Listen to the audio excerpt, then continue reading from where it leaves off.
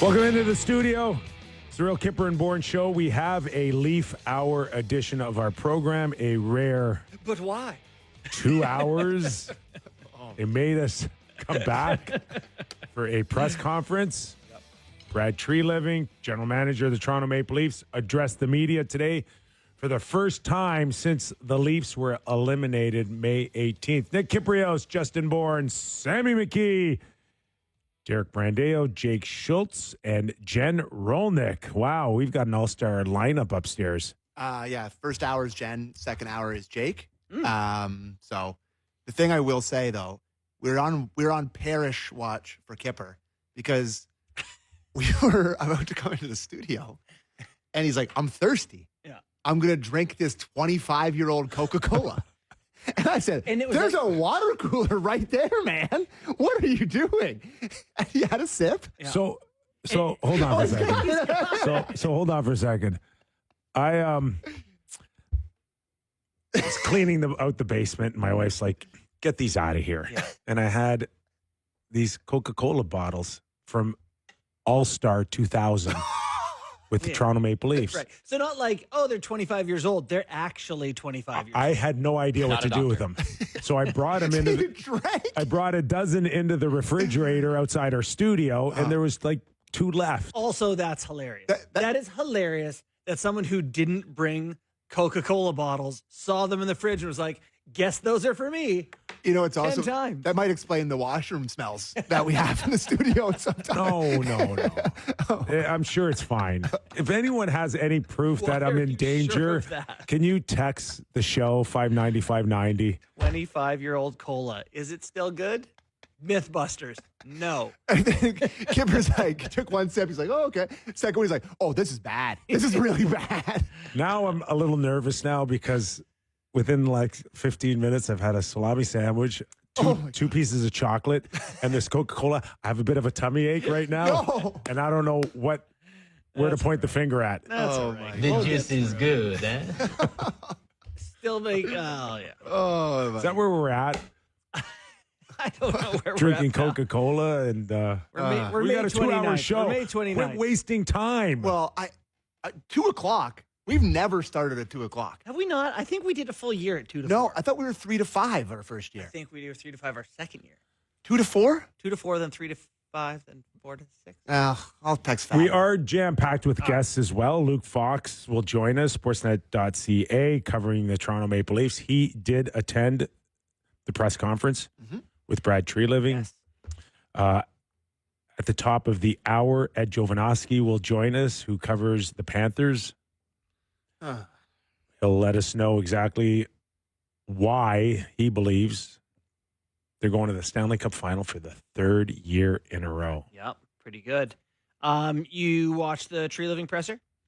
I did. Yep. Yeah, between holes today. Did you play? I did play. What time did you tee off? 7:45 a.m. Nice. You pulled the Sammy move. I go early, too. Yes. Yeah. Yeah. So had it on the Sportsnet Plus This guy. on my phone. It is good. Hit a couple shots, listened, followed along. So Nice why don't we start there? You guys want a quick comment before we go into some Kippers Clippers? Yeah. Overall thoughts on it. I guess that Tree had lots to say. It was a long press conference. It was 50 minutes. I think he spoke for 15 or something before he took a question. But a lot of it, was recapping, right? It was a soliloquy off the top. Okay. Yeah. So, I mean, for me personally, that didn't do much for me. Okay.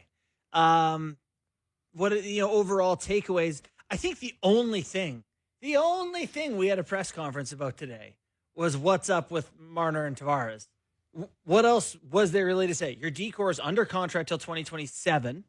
The goaltender's under contract for the next season. The players up front, you don't really know what you can do with anyone until you answer 2 questions.